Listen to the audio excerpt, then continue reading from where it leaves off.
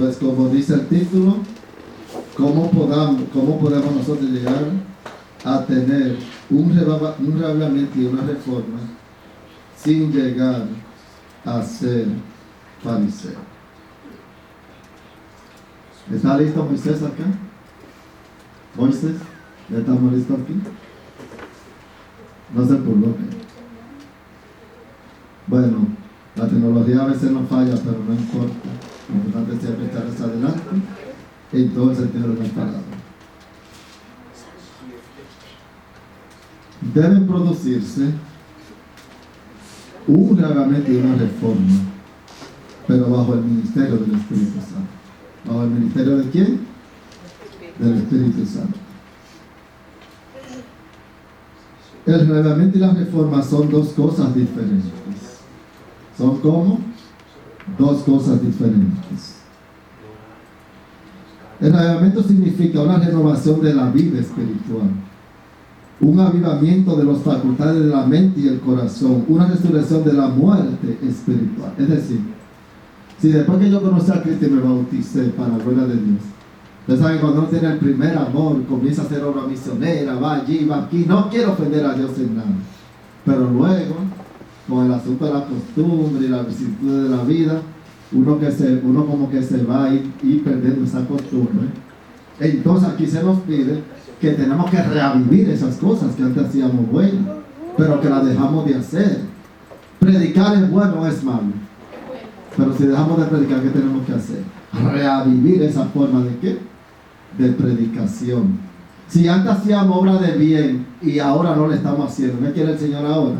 Que reavivemos nuevamente ese estilo de vida, de hacer la obra de bien para honra y gloria de Dios. Entonces, ese reavivamiento, una renovación de la vida espiritual. Señor, este año yo te fallé, pero desde hoy, Señor, comenzando desde el primer día, me encomiendo a ti para poder buscarte, reavivir las cosas que antes yo hacía buenas, pero que ahora no le estoy haciendo.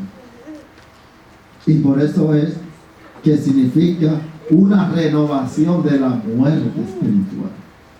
¿Cómo está el pueblo de Dios ahora mismo? Dormido, está muerto. Y el Señor quiere que su pueblo se levante para que tenga un reavivamiento. Son dos cosas diferentes. Ahora, ¿qué significa la reforma?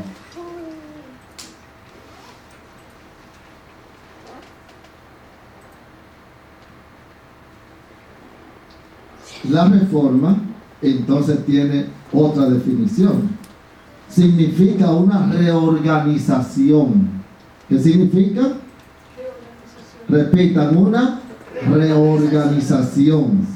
Un cambio en ideas y teorías, en hábitos y prácticas. Eso significa reforma. Una reorganización de nuestra vida. Es decir, enderezarnos, encaminar por donde tenemos que encaminar.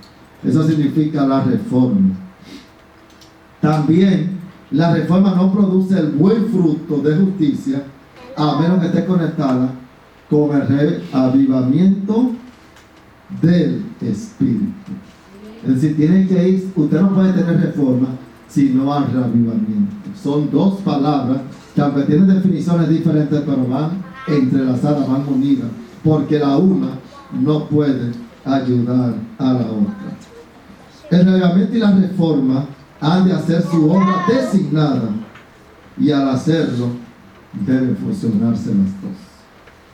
Entonces ya entendimos lo que son reavivamiento y reforma. Vamos a hacer un resumen brevemente. Reavivamiento es reavivir, su nombre lo indica como reavivir de la muerte espiritual. Eso significa un cambio de ideas, ¿verdad? Reavivamiento. Y la reforma, como su nombre lo indica, transformar. Si antes hablaba mentira, ahora no hablo mentira. Si antes mis conversaciones eran como las de los mundanos, ahora mis conversaciones son como las de un cristiano. Significa un cambio, como por ejemplo el vegetariano.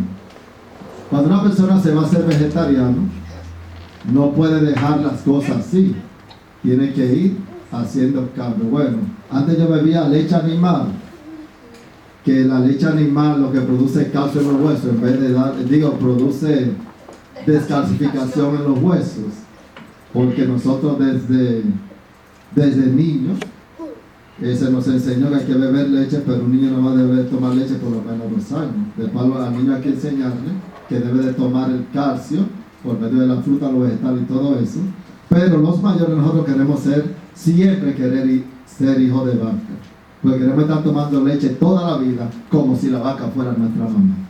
Sin embargo, ya después de adulto, la leche lo que hace es que en vez de dar calcio, le roba el calcio a los huesos. Y usted ve que la persona mayor, ay, que tengo problemas de calcio. Pero el asunto es que usted está tomando leche. Pero si yo quiero hacer una reforma en el cambio de la leche, ¿qué hago yo? Bueno, en vez de tomar leche animal, ahora la voy a cambiar por leche de soya. Ahora la voy a cambiar por leche de... pero que la leche de soya no me sienta bien. Bueno, pues vamos a hacer entonces la de almendra. Y así usted va haciendo un cambio. Eso se llama reformar. Si antes yo comía carne animal, bueno, ahora yo no voy a comer carne, yo la voy a sustituir por otras cosas que tenga la proteína que la carne tenía, pero que me hace daño. Y así se va suplantando, se va haciendo un cambio. En ese sentido, eso se llama una reforma. Ahora bien, el tema de esta mañana nos dice claramente es cómo hacer realmente una reforma. Yo a ustedes les definí lo que significa reavivamiento y reforma. Ahora bien, ¿cómo hacer eso en nuestra vida sin llegar al fariseísmo? Pero para nosotros descubrir eso, tenemos que saber lo que es un fariseo, lo vamos a definir más hacia adelante. Y quiero presentarle una cita que dice aquí: los cristianos deben prepararse para lo que pronto ha de producirse en el mundo, y deben hacerlo estudiando diligentemente la palabra de Dios. Y tenemos que estar constantemente estudiando diligentemente ¿qué?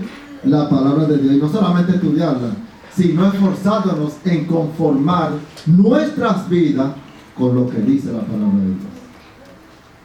Porque hay muchas personas que estudian la Biblia y saben muchos textos de la Biblia y son teóricos en la palabra, pero esas personas se están adaptando a lo que diga la palabra.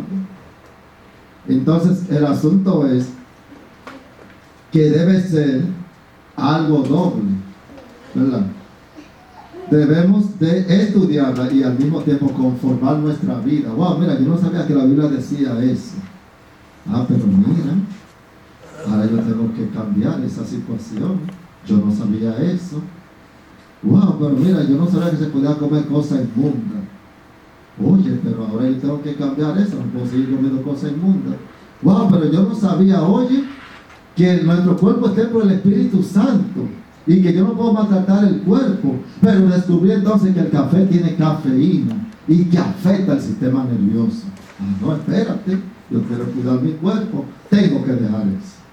Y así, pero mira, yo no sabía que la combinación de leche con azúcar, eso más que un veneno. Wow, ay no, yo tengo que dejar eso. Y al mismo tiempo que vamos descubriendo, vamos haciendo cambios en lo que el Señor quiere que nosotros hagamos cuando estudiamos diligentemente la palabra de Dios.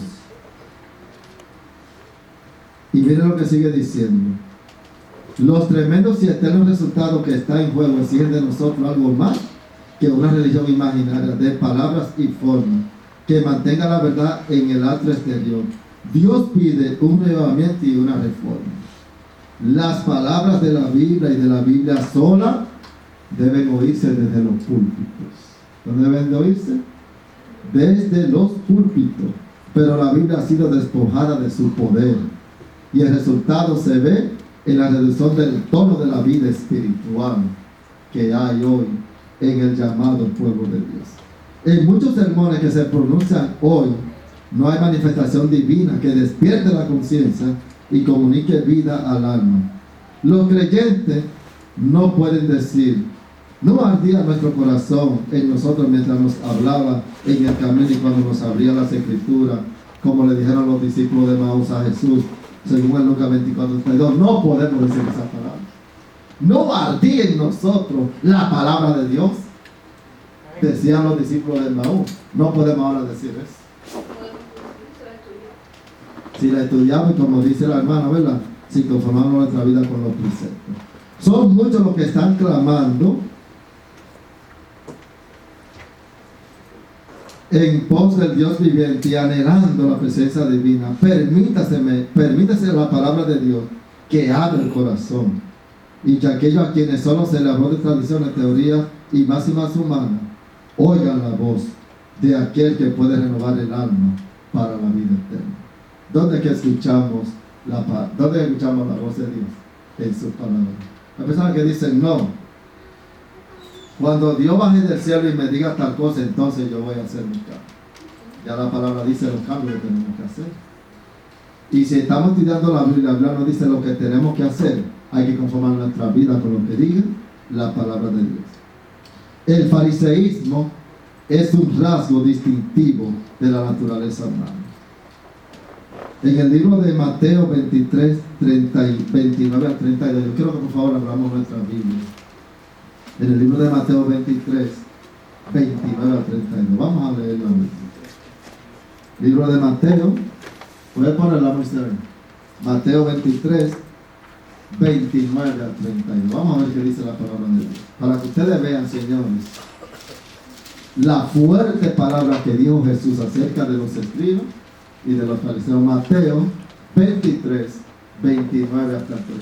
¿Qué dice la palabra de Dios? Vamos a ver si me sé, ok.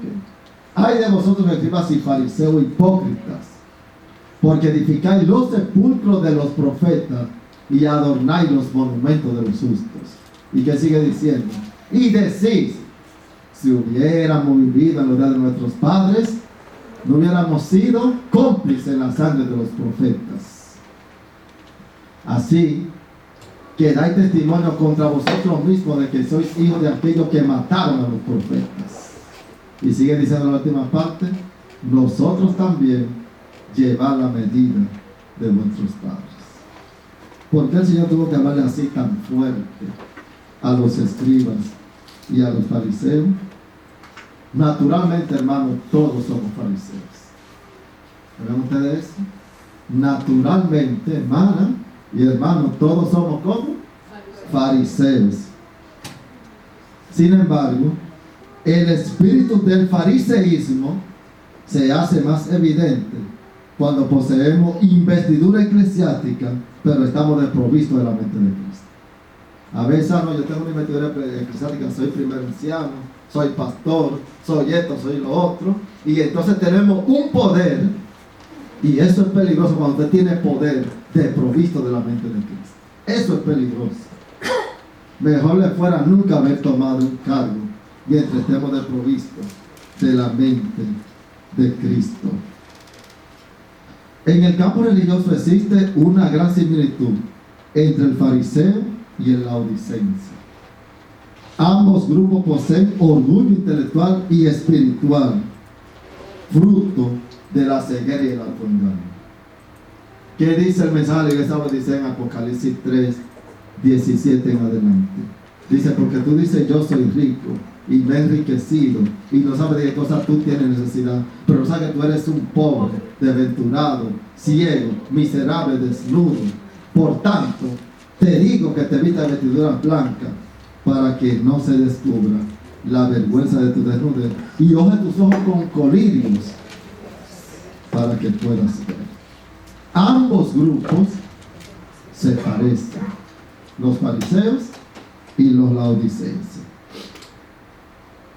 Hay una pregunta importante que sería bueno que nosotros nos hagamos en esta mañana. Hay una pregunta interesante y miren cuál es la pregunta. Si hubiéramos vivido en los días de Moisés, de Josué, en los días de Elías, en los días de Juan el Bautista, en los días de Cristo, de la Edad Media, de la Reforma Protestante, ¿cuál hubiera sido nuestra actitud y posición? Si hubiésemos vivido en esos días, en los días de Juan, en los días de Elías, en los días de Juan el Bautista, en los días de Jesús, en los días de la Reforma Protestante, ¿cuál hubiese sido nuestra posición en ese tiempo, trasladando nosotros nuestra mente hacia ese lugar? Sorpresa.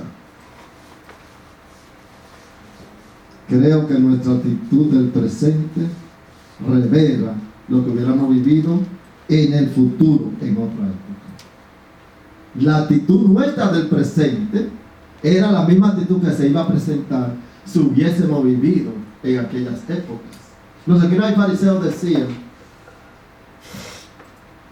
adornaban los sepulcros de los profetas y decían, si hubiésemos vivido en los días de los profetas, cuántas cosas nos hubiésemos evitado. Y Jesús le dijo, ustedes, aquí uno lo acabado de testificar, ustedes son peores que aquellos que mataron a los profetas, porque en pleno sábado ellos estaban haciendo planes para matar a Cristo. Los mismos profetas, los mismos que estaban adornando los sepulcros de los profetas, estaban haciendo planes para matar a Cristo en pleno sábado, y eran los guardadores del sábado. ¿Cuál hubiera sido nuestra actitud? La misma que tenemos hoy. Si somos descuidados, esa misma actitud hubiésemos tenido si hubiésemos vivido en los tiempos de ellos. Si somos indiferentes, esa misma actitud hubiésemos tenido si hubiésemos vivido en los días de ellos. Pero también, si hubiésemos tenido que matar a uno de esos profetas, la actitud nuestra de egoísmo e orgullo intelectual hubiese sido revelada también en ese tiempo. ¿Cuál sería nuestra actitud?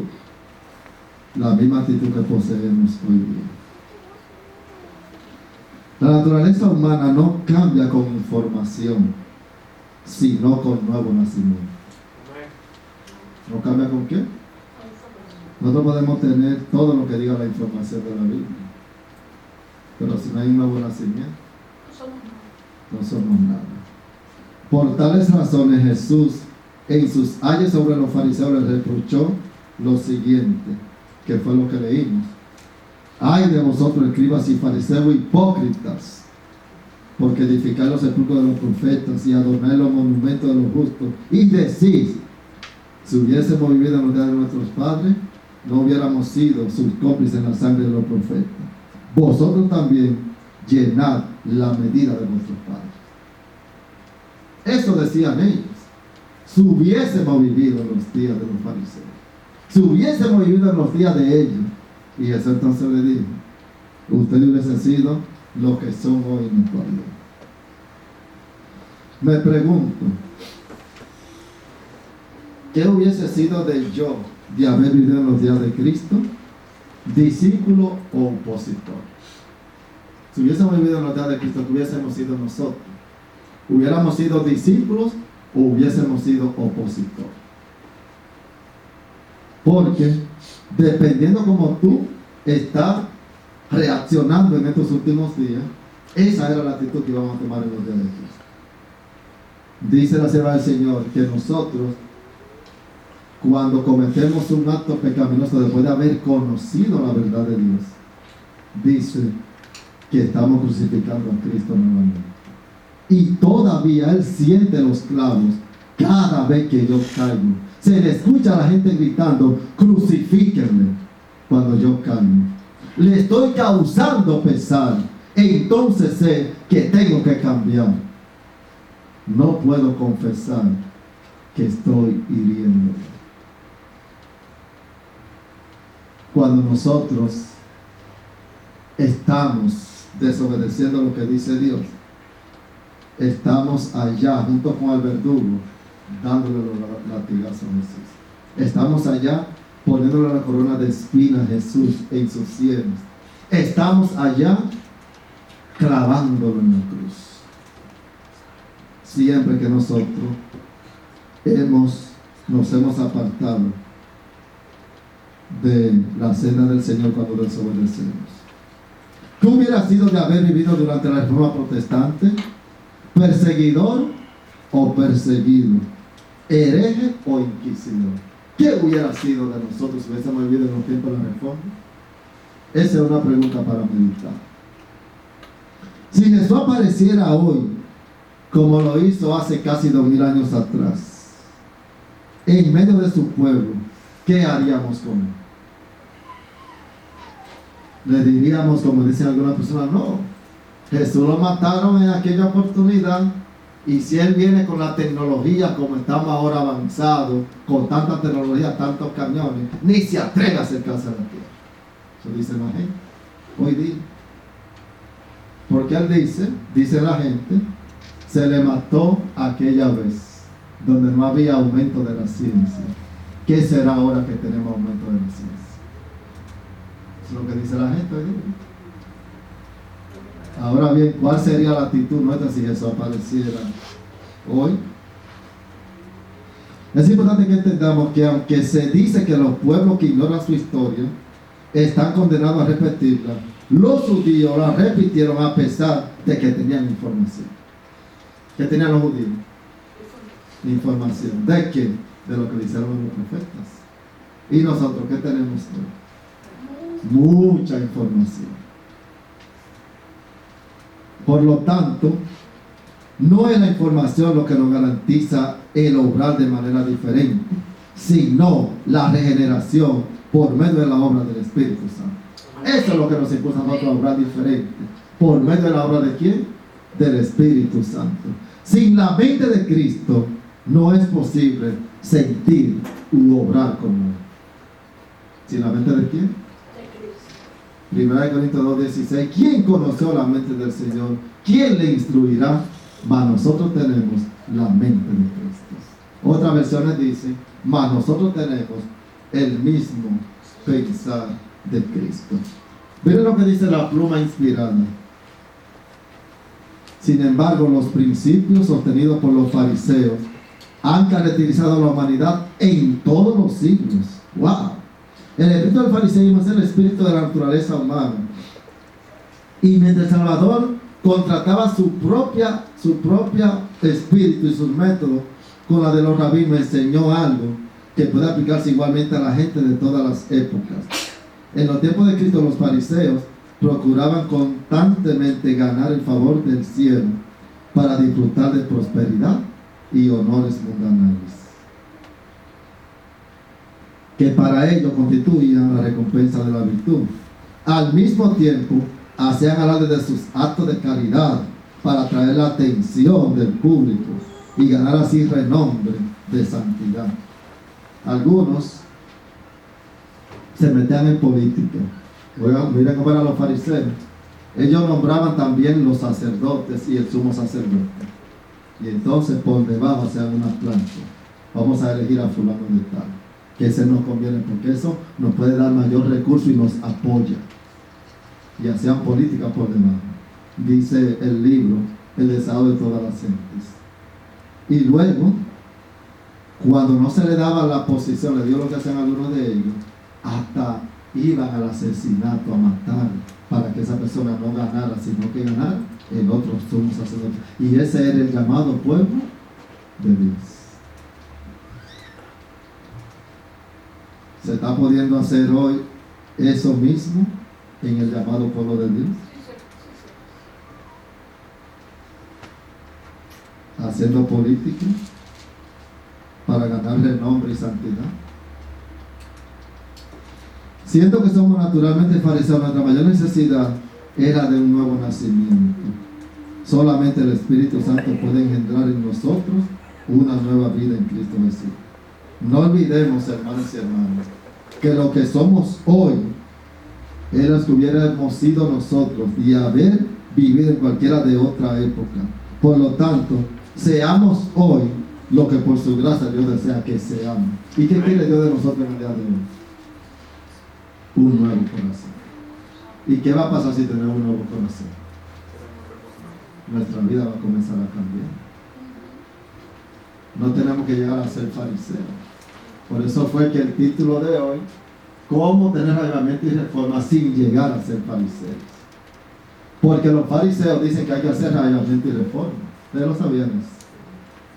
Pero con el método de ellos, el método del egocentrismo, el método del servilismo, el método del asesinato por debajo, el método del mal testimonio.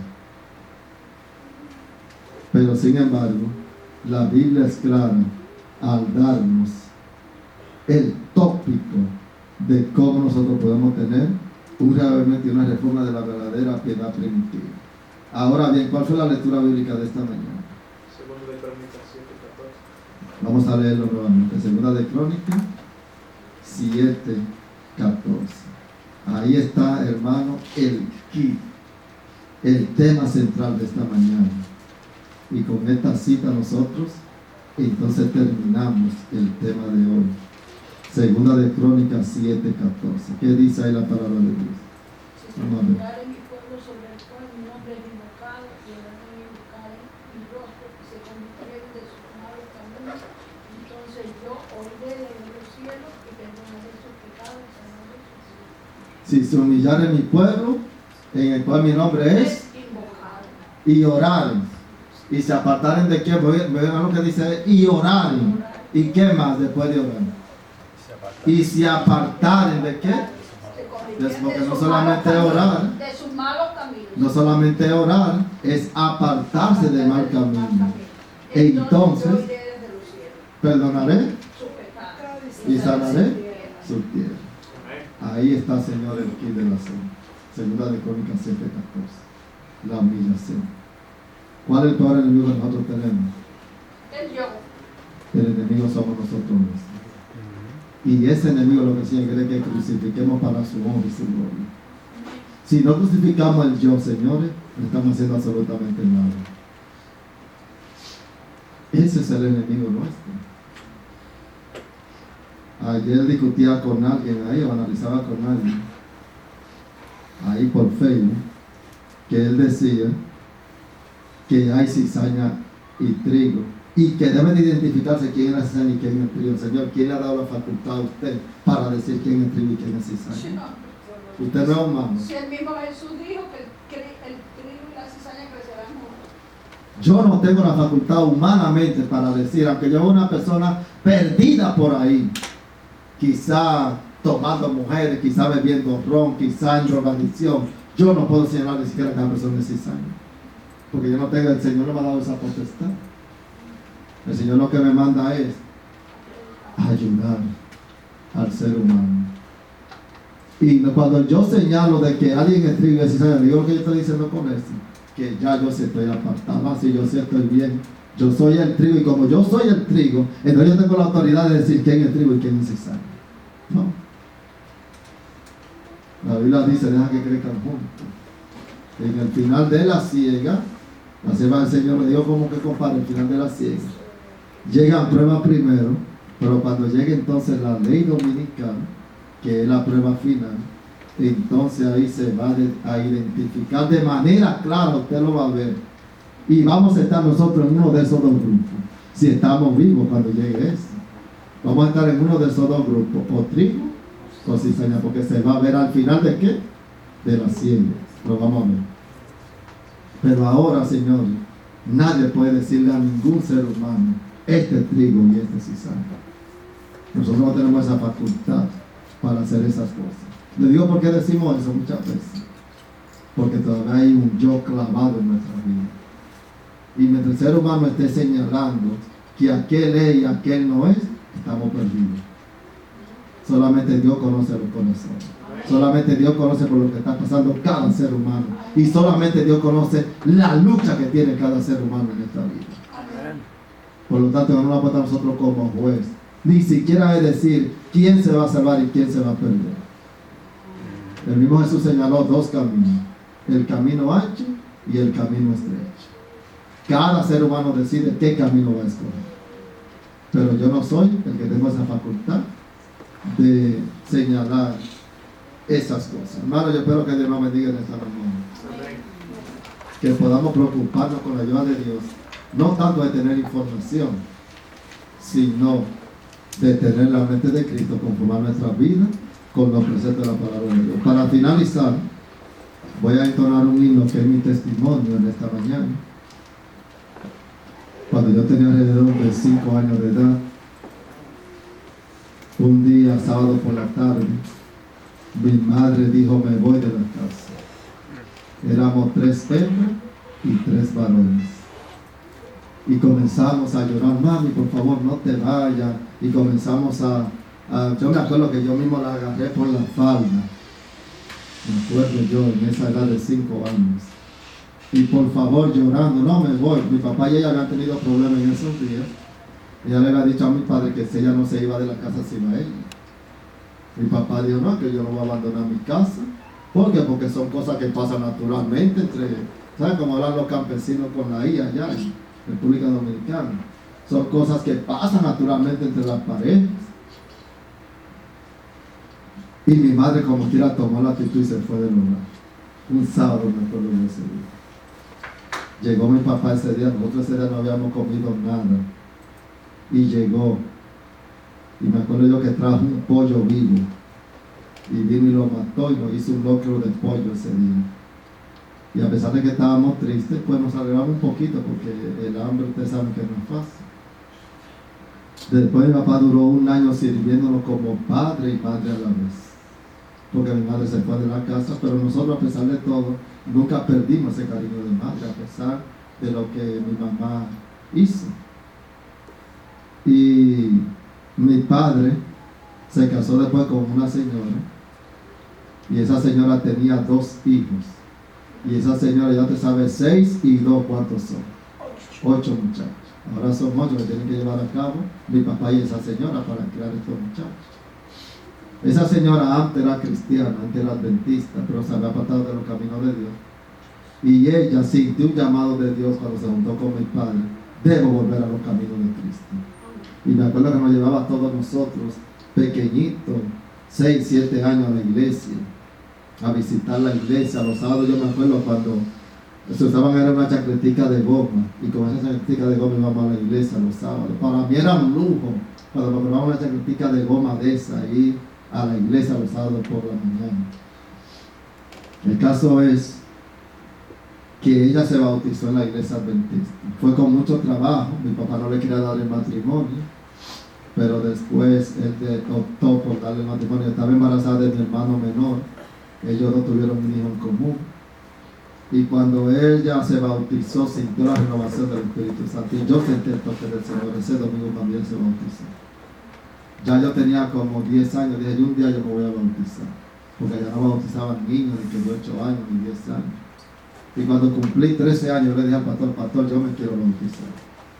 Mi papá no quería, pero bautizar escondida. El caso es, mi hermano, que esta señora luchó hasta llevarme a conocer a Cristo. Hoy, por ella, hoy yo lo conozco a ustedes. Si no, yo no lo hubiese conocido a ustedes. Porque por ella conocí a mi esposa Pamela, que también era adventista, y gracias a Dios, pues estamos aquí reunidos. Gloria a Dios. Y yo siempre canto esta canción en algunos lugares, que aunque mi vida era un fracaso, pero fue hasta que conocí al Señor. Pero ahora que Cristo está en nuestro ser, hemos encontrado esa paz que buscamos cuando nadie nos la daba. Después de eso, cuando teníamos una edad ya un poquito adulta, 15 años, 14 años, el hermano más grande mío siempre trataba de llevarlo donde mi mamá, todo el tiempo, a escondidas de mi padre. Y él un día me acuerdo que lo llevó donde mi mamá, y cosas, mi mamá lloraba por lo que había hecho y cosas, pero nosotros no sabemos, imagínense, una gente todavía. Pero nosotros no, a pesar de todo, nosotros seguimos ayudando a nuestra madre. Después que crecimos, yo le dije que olvidar el pasado, que el Señor todo permitió hasta acá. Y el Señor permitió que quizá pasara eso para nosotros poder conocer el camino de Cristo, porque estábamos siendo criados en un barrio donde había demasiado tigueraje y se robaba bastante los niños. Yo me acuerdo que un muchacho a mí me estaba enseñando a robar a la edad de 6 años. Y me llevaba, mira, coge ese galón ahí, unos litros de leche que vendían, y esos litros de leche en la cara, y después vamos a venderlo en otro lado. Hasta que mi papá se dio cuenta un día, y ya ustedes saben, me sonó bastante. Pero el Señor me apartó de todo esos tiguerajes y de todas esas cosas malignas que había. Y me llevó a otro lugar tranquilo. Nací en ese lugar, pero no, yo voy a ese lugar y yo ni siquiera sé cómo ese lugar. Llamado Cristo Rey de Santo Domingo. Y yo agradezco a Dios porque a pesar de la vicisitudes que uno como ser humano ha pasado, uno no puede decir que ha llevado una vida perfecta, porque nosotros no somos perfectos. Estamos, como dice el apóstol San Pablo, no digo que lo he logrado, pero proseguimos a la meta. Amén. El cristiano siempre tiene que decir, prosigo ¿a dónde? A la meta, al blanco, que es Cristo nuestro blanco. Entonces, hermanos, esta es mi vida la que yo lo voy a cantar. Toda mi vida ha sido un fracaso hasta que te conocí, Señor. Ahora que está en mi ser siento, he encontrado esa paz que busqué cuando nadie me la daba. Vivo en tu amor, se titula la canción que voy a entonar para finalizar el programa.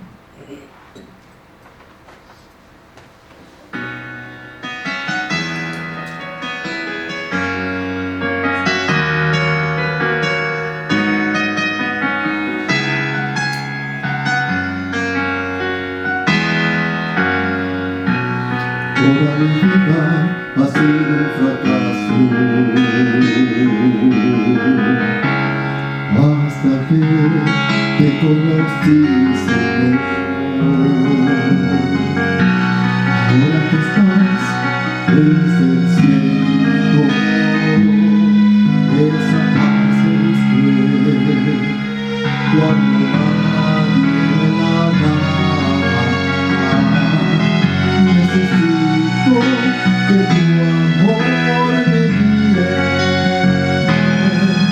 pensando en que así tú harás.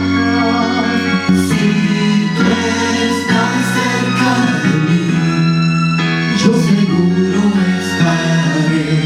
Ese pueblo bello que siempre he soñado. Si tú estás cerca de mí, cada día bello es, porque vivo en tu amor.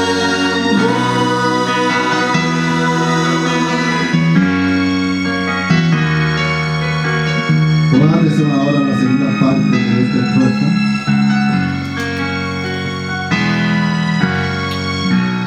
Cuando estaba en tinieblas, tú me encontraste y me diste tu amor. ¿Cómo poder agradecerte por esas cosas que has hecho por mí? Necesito que tu amor me guíe, pensando en que así tú harás. Si tú estás cerca de mí, yo seguro estaré. Ese pueblo bello que siempre he soñado. Si tú estás cerca de mí, cada día bello es, porque vivo en tu amor. Van a traer el coro que dice: necesito que tu amor me guíe, vamos a ver. Necesito que tu amor me guíe, pensando en que así tú harás. Vamos a ver todos. Pensando en que así tú harás. Si tú estás cerca de mí, yo seguro estaré. Yo seguro estaré. Ese pueblo bello que siempre he soñado. De nuevo, entonces, si tú estás, si tú estás cerca de mí, cada día bello es. Cada día bello es, porque vivo en tu amor, vivo en tu amor, vivo en tu amor.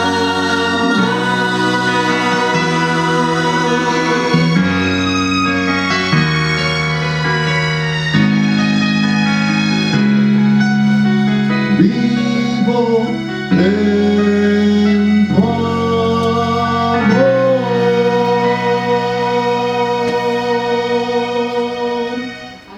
Nosotros queremos vivir en el amor de Cristo. ¿Qué es lo que tanto hemos esperado nosotros? Que esto pase para irnos con Cristo por toda la eternidad en el reino de los cielos. Vamos a arrodillarnos para concluir con una palabra de oración.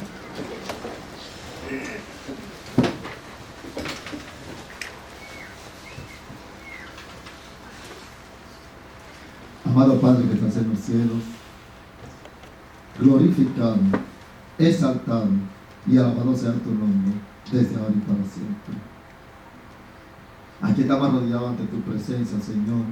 Somos naturalmente fariseos, pero tú quieres quitarnos de fariseísmo de nosotros para vivir conforme a tu palabra. Los fariseos tenían información, pero le hacían la cosa más importante, y era la mente de Cristo.